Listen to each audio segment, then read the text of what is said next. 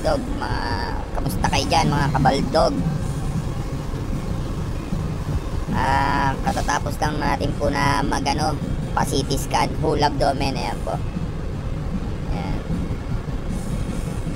Na-CT scan na po tayo kanina. Napaka bilis lang palang magpa-CT scan, tsaka wala siyang ganong nararamdaman mga kabaldog. Ang pinagawa ko pong CT scan yung full abdomen with contrast.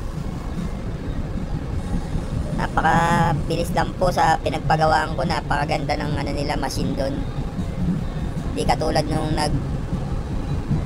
search ako nung nakaraan sa Facebook.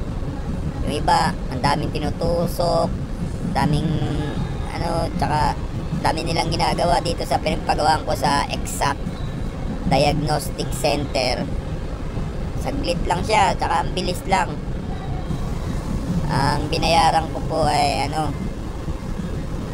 11,800.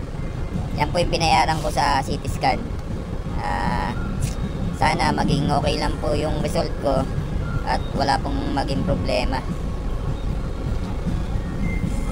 Nagpa-CT scan po ako kasi meron akong nararamdaman na kumikirot-kirot dito sa tiyan ko. Yan. Napakaganda ng Nabilis lang po magpa-CT scan, kaya sa mga gusto magpa-CT scan po, huwag kayong matatakot. Kasi lang po siya. Mabilis lang po dito sa sa Exact Diagnostic Center. Ewan ko lang po sa iba kasi nag-scroll ako sa Facebook. Iba, ang daming daming chichiboreche. Tapos yung iba, mahal pa. Ito 11,000 with contrast na po yun, full abdomen. Sa mga gusto pong magpagawa ng CT scan,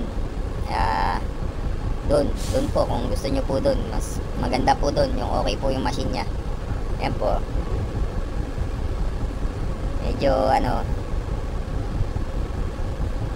wala namang side effect po. Ayan, medyo masakit lang yung kirot lang konti, yun lang, tusok lang.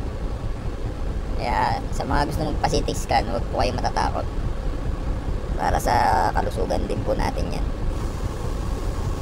right? Kwento ko lang din po yung mga gagawin doon. Pasok po doon, pagsalang nyo po sa machine, ang gagawin nyo po, sasabihan kayo ng doktor, hingang malalim, tapos release.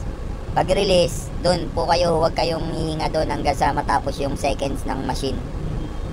Ayun, para hindi kayo paulit-ulit po sa sa pag-test ng doktor. Ganun po yung gagawin.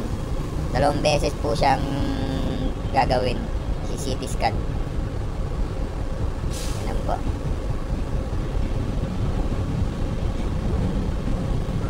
Yun. Salamat.